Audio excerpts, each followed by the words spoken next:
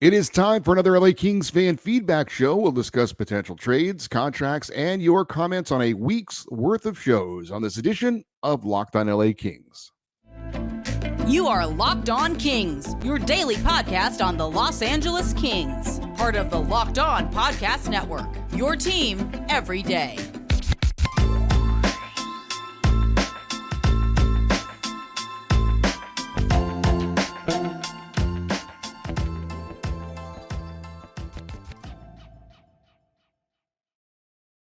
Every day. Thanks for making Locked on LA Kings your first listen every day. We are free and available wherever you get your podcasts. We'd love for you to leave us a positive comment on Apple Podcasts if you're a fan of the show.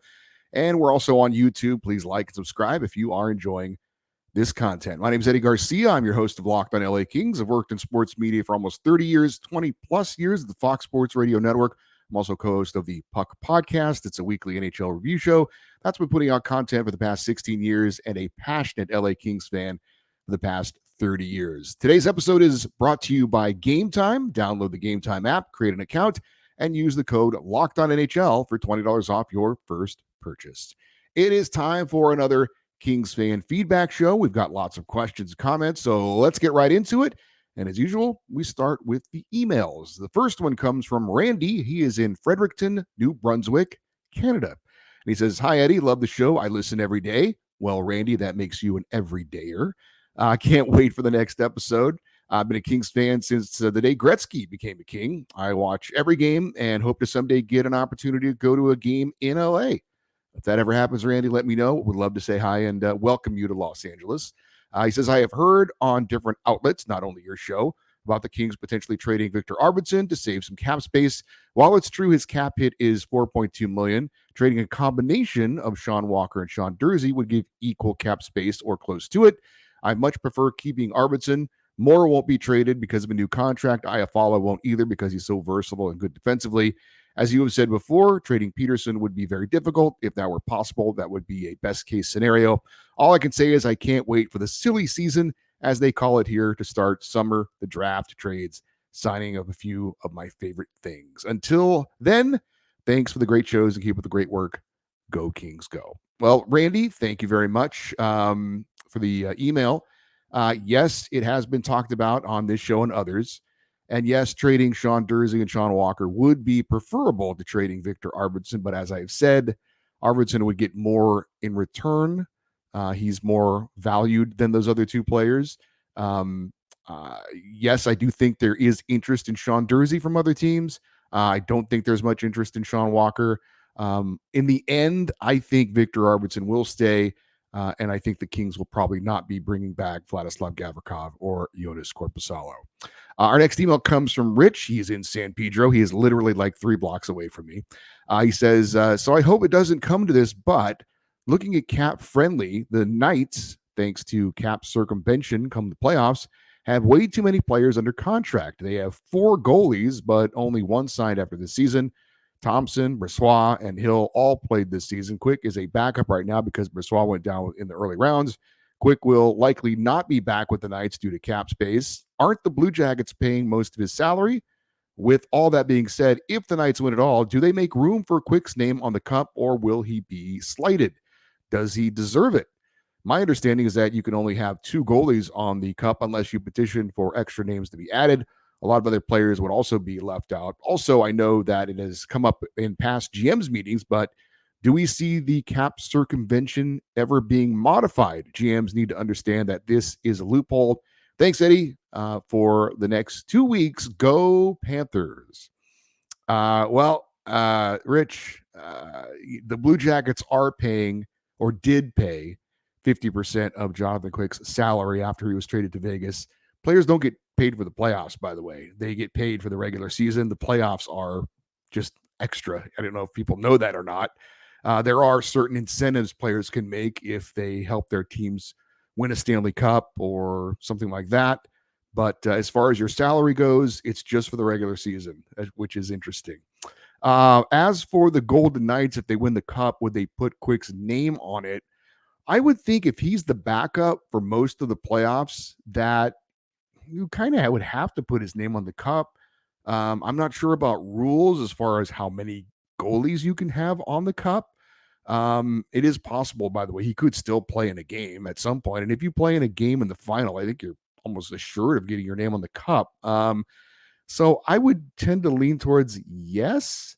As far as what impact he's had with the Golden Knights, I mean, they were going to be a playoff team with or without him. They're going to win the cup with or without him or not. Um, I think you could argue best case scenario, maybe he helped them to win the division because they ended up winning the division by 2 points and he picked up like 3 or 4 wins, maybe even 5 wins when he was with the team. Of course, you could argue another goalie could have done that as well, maybe. But yeah, it is interesting. We'll see if he gets on the cup or not. I guess it's not a lock. But like I said, if you're the backup in the Stanley Cup final for most of the series or all the series, I kind of think you would get your name on the cup, but we'll see. As far as the loophole with the salary cap, if you don't know what Rich is talking about, we've seen this a few times over the past few years with guys like Patrick Kane in Chicago, Nikita Kucherov in Tampa Bay, and now Mark Stone in Vegas. If a player gets hurt late in the year, teams can put him on long-term injured reserve. They get cap relief because of that, and then they can add players because that number is taken off the salary cap. And then once the playoffs start, the salary cap isn't in effect. And so you can add those players back on the roster. So in effect, the Golden Knights are over the salary cap, but it doesn't matter in the playoffs. So that is the loophole that Rich is talking about. I think it is something that needs to be changed. I know that any team can take advantage of this. It's not like certain teams are getting preferential treatment. Any team can do this potentially. But I do think it's something that needs to be addressed. But I have not heard any conversation from any of the GM meetings that have been held recently about doing something to get rid of this. So it doesn't look like it's going to change anytime soon, but I'm not a fan of it until the Kings can take advantage of it, of course. We get this from Ed in Temecula, and he says, writing from Osaka, Japan, the birthplace of my wife of 54 years of marriage. She passed away 3 years ago, had suffered some strokes and other health issues. I was her caregiver for 3.5 years. She used to sleep through most of the Kings games, but wanted me to wake her up if the game went to overtime. She liked the 3-on-3 format, much more exciting than the entire game of a 2-1 score. He says, I see you were born in Hawaii. May I ask if your wife is Hispanic or of Asian descent? He also says, compliments to you. You really have an outstanding knowledge of the Kings' history and the NHL. Well, I try. He says, my question to you is, if you were GM and you wanted to change the roster for this offseason, what would you do? You really understand all this cap space. I would like to know what you think. Now is your chance to get Doughty to take a pay cut and use the savings to do something with that money. Why not Kopitar take a pay cut as well? Players in the MLB and NBA and NFL make deals to help their teams have more cap space. Why not you as GM? He also says, hope your toe is healed. And what is with your wife and Connor McDavid? She can't even respect one of our Kings as her favorite. Maybe she says that just to frustrate you. Go Kings, go.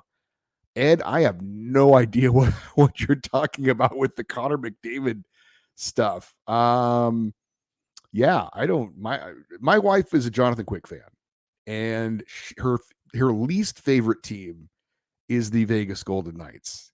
So when Jonathan Quick ended up with Vegas, in her mind, he's just retired. He no longer plays in the NHL. She is choosing to not acknowledge that Jonathan Quick plays for Vegas. I don't know what the comment is about McDavid. Condolences about your wife. My wife is of Croatian descent. I was born in Hawaii because my dad was in the military, in the army there. My toe has fully healed from my big toe being broken, taking a slap shot off it in my beer league hockey game. Okay, as for restructuring contracts, that cannot happen in the NHL. And as a matter of fact, it doesn't happen in the NBA or baseball either. It does happen in the NFL. That's because NFL contracts aren't guaranteed. Contracts in baseball and basketball and hockey are guaranteed contracts. And so under the collective bargaining agreement, you are not allowed to restructure contracts. So yes, this does occur in the NFL, probably most famously Tom Brady, the Hall of Fame quarterback of the New England Patriots. He would restructure his contract like every year to help the team out. Of course, in the long run, he still got all that money. And I think people might think that if you restructure your contract, that somehow is it. Yes, it is helping your team as far as their situation with the rest of the roster, but you're still getting your money. They're just deferring it later on down the line, or giving you signing bonuses and things like that. So as far as restructuring contracts in the NHL, that does not happen. It's not allowed under the CBA.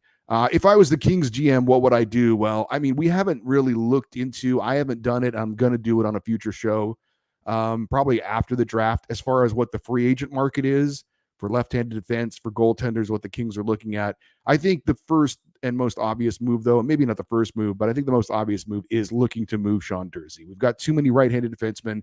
He's young. He's offensively gifted. I think teams would be interested in him. I would definitely be looking to move him to another team and going from there. The next email, you know what? Let's going to pause the emails for a second because I need to let you know that today's episode of Locked on LA Kings is brought to you by our friends over at Gametime. If you want to buy tickets to your favorite events, well, it shouldn't be stressful. And Gametime is the fast and easy way to buy tickets for all your sports, music, comedy, and theaters near you. I saw the Dodgers are hosting the Yankees this weekend. That's going to be a pretty big ticket around the LA area. With the Gametime app, tickets are easy to find and buy for every event in your area, and you get the lowest prices guaranteed with event cancellation protection. Gametime has deals on tickets right up to the day of the event, and the Gametime guarantee means you will always get the best price. If you find tickets in the same section and row for less, Gametime will credit you 110% of the difference. Buy tickets in a matter of seconds, 2 taps on your phone, and you're set. The tickets go directly to your phone. You never have to look through your emails to get them. So download the Gametime app, create an account, and use the code LOCKEDONNHL for $20 off your first purchase.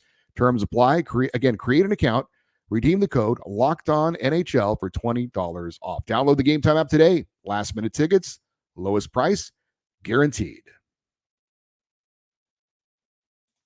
One more email to get to before we move on to the YouTube comments. This comes from Vin and Sam in San Diego. And they say, first of all, thank you for keeping up with the daily podcast, even though it's officially off season for our LA Kings. We are everydayers, and it's always a pleasure to see a new Locked On Kings podcast available notification on the phone. Your interview with Ted Sobel was one of the week's highlights for us. He was quite an entertaining and engaging guest. We were disappointed that it had to fit into the 30-minute limit. It felt too short. We're sure he had more stories and viewpoints to share with you. I'm sure that's true as well. We found that to be the case also with some of your other interviews. They just don't seem long enough and you can't get into a deep dive with the interviewee. Was wondering if it's possible to have longer interviews with certain special guests and splitting the interview into 2 shows, a part 1 and a part 2. This may not be possible if your YouTube shows are live, but we thought we'd throw it out there anyway. P.S. Vegas Golden Knights loss was also a highlight of the week. I wish Dallas could have taken them to a 7th game, and then they would have been exhausted and beaten up to go to the Stanley Cup Finals again. Thank you again, and go Kings go. Well, Vin and Sam, glad you liked the interview with Ted Sobel. We're going to try and have him on again at some point before next season gets going, because you're right. He does have a lot of great stories that we could talk about. I think I've mentioned this before, but the Locked On Network has some general rules that they want all of their shows to follow. They want us to have a show fit into a window no less than 20 minutes and no more than, say, 30 to 35 minutes. They've done research that says most people will not listen to a show that is longer than that. But they want a show to be, around 25 minutes or so. So doing a 2-part show, having it broken up into 2 different episodes, that's possible. I'll check in with the higher ups if they think that's something that would be okay, especially for an off-season show.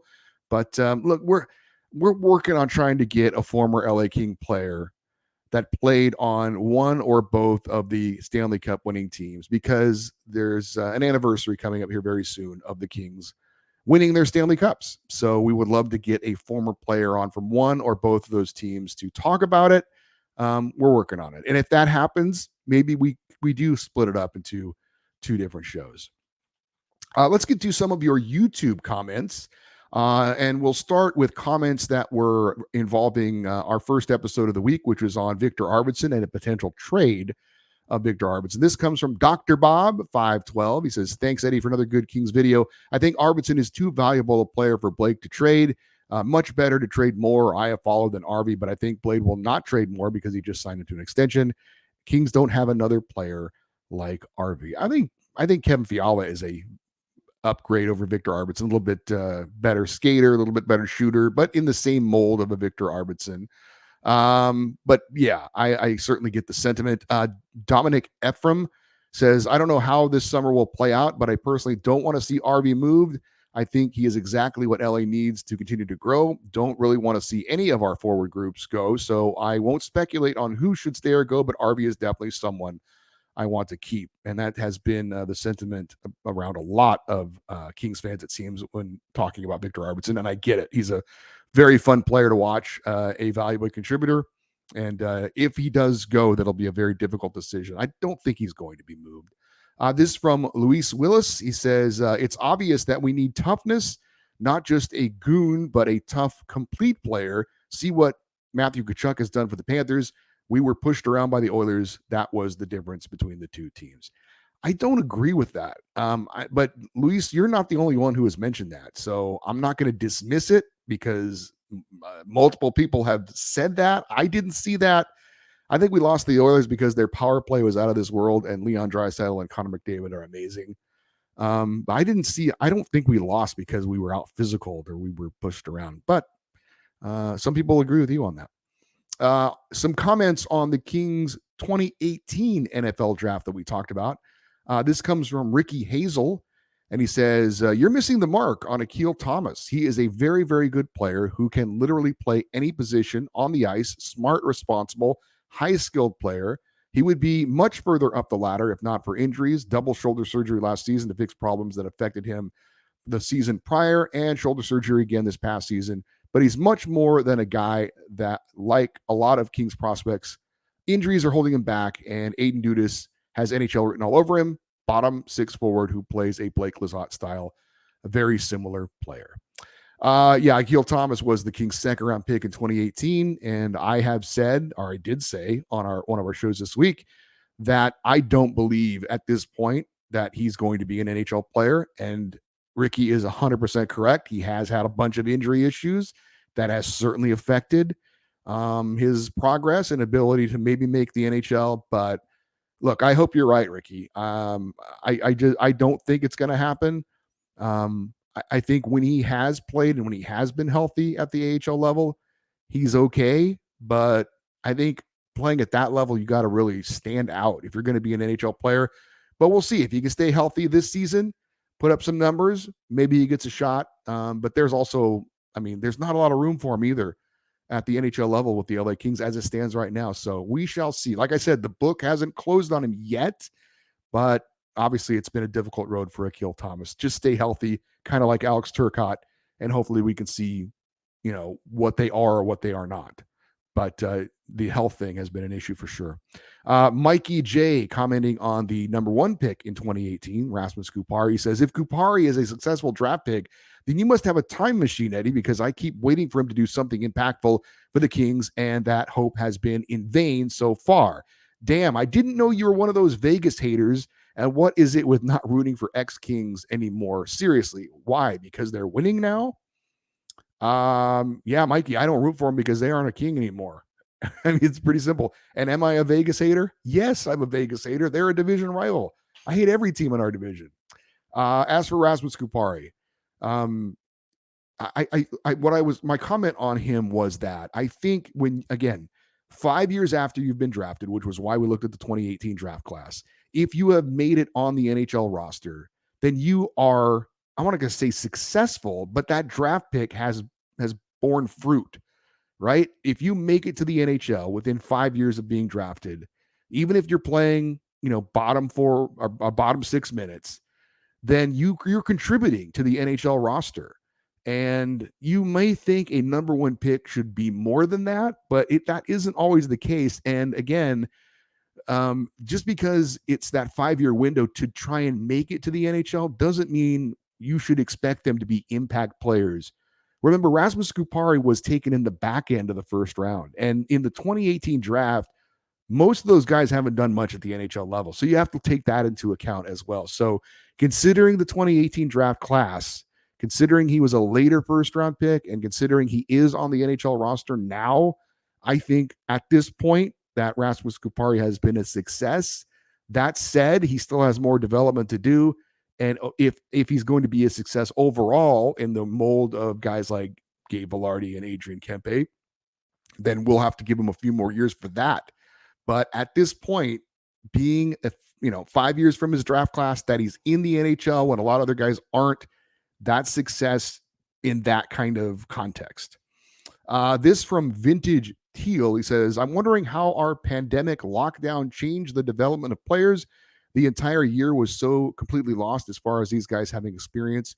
Will they bloom later? That's a good point. I really did not consider that, taking into account how the lockdown has affected the development of some of these players. It's a good point to bring up. And this one from Frank Pareda. He says, as far as Kupari goes, barring any trades, he should be given an opportunity for third line center role, hopefully between Fiala and Velarde. I would think Fiala should be a top 6 center next year. And as far as Kupari being the third line center, I think Quentin Byfield might have something to say about that, but we shall see. We've got more YouTube comments to let you know about, but real quick, while we have a second, I want to invite you to check out Locked On NHL. The Stanley Cup Finals are set. It'll be the Florida Panthers against the Vegas Golden Knights starting on Saturday. Go Cats. To keep up to date on all the Stanley Cup playoff action, check out Locked On NHL. It's your daily show on all the latest goings on in the NHL. They will absolutely be talking about the Stanley Cup Final, but there's also news on GMs being hired around the league. There's head coaching vacancies still to be filled as well. That is Locked On NHL, wherever you get your podcasts and on YouTube.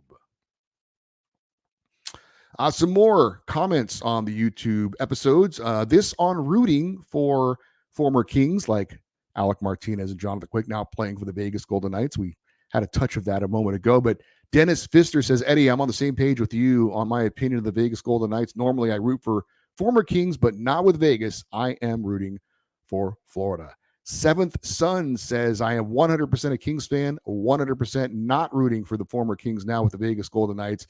Was hoping for more of a fight from Dallas, but hoping Florida wins their first cup now. And this from the Lone Rangers. He says, I hope Alec Martinez has a great series.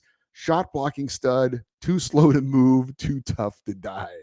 Yeah, Alec is one of the better shot blockers in the NHL, sometimes to his detriment, but he's willing to lay it on the line for his team. You got to respect that. On Phoenix Copley, perhaps being our number one goalie next season, Caro says, I think Copley can be a good backup goalie, but the Kings do need a young Jake Ottinger type of goalie to take them to the next level for years to come. As always, Eddie, great job. Joe Scalia says, Copley did great, but we'll see if he continues to play at this level. I doubt he will.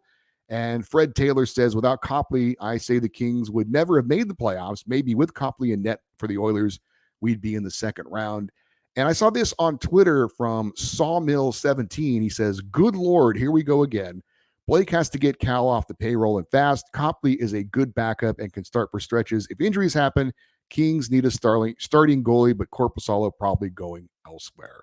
I think when we bring up Phoenix Copley, I think the question is, if the Kings need to if the Kings need to invest their cap space in other areas, would we be okay as Phoenix Copley being our number one goalie next season? If we can allocate the cap space we have to improve other areas and not bring in another goalie, would we be able to live with that? And when I see Aiden Hill leading the Vegas Golden Knights into the Stanley Cup final, and again, I get that's not the norm, but Aiden Hill is a Phoenix Copley type. And he's played really well. I'm not taking anything away from him, but he was a guy that was in the Sharks organization, not thinking he was going to be much of anything. Vegas picked him up for depth, and because of injuries, he's now playing good enough to get them in the final. So, I mean, maybe, again, if you put a better team in front of a guy like a Phoenix Copley, could that be enough to go to the Stanley Cup final? I mean, Aiden Hill is kind of an example of maybe that's the case. Maybe the Kings don't look to get another goalie. Go with Copley and upgrade in other areas to make the team better around Copley. It's a thought. And we've seen guys like Jordan Bennington win a cup recently, Matt Murray in Pittsburgh. These are not the Jake Ottinger types, if you will, the guys who are looked at as being elite or right on the cusp of being elite goaltenders. We are going to end it right there. I want to thank everyone for taking the time to either send an email or to make a comment on the YouTube episodes. This episode, this show is not possible without your participation. So thank you very much for being a part of that. We have, if you don't know, if you're a newer listener, we have a fan feedback show every week during the off season and the regular season. During the off season, they're always on a Friday. So if you want to be a part of a future episode, you'll have your chance coming up next week. Speaking of next week, for you everydayers who you watch and listen Locked on LA Kings every day, we're going to have 2 more LA Kings players features looking back at last season and what their role is going forward. I think we're going to look at a defenseman and a forward, probably going to go with Alex Iafallo and Mikey Anderson. We are scheduled to be joined by the Kingstorian, a special fan interview next week. If you are on Twitter, you likely know who he is. He's a guy who every day tweets out facts about this date in Kings history. It's very, very cool. If you don't follow him, you need to follow him. And we'll be looking forward to meeting him and talking to him for the first time next week. We're going to have, as we continue to count down towards the NHL draft, we'll have another draft feature this coming week as well. And of course, we'll cap it all off with another fan feedback show on Friday. The email address, if you ever want to email me for anything, is lockedoneddie@gmail.com, EDDIE. We would love for you to stay connected with the show by following us on Twitter and Instagram. We are at Locked On LA Kings. I'm Eddie Garcia. Thank you, as always, for listening and watching this episode of Locked On LA Kings, part of the Locked On Podcast Network, your team every day. Have a great weekend. We will talk to you on Monday. And as always, go Kings, go.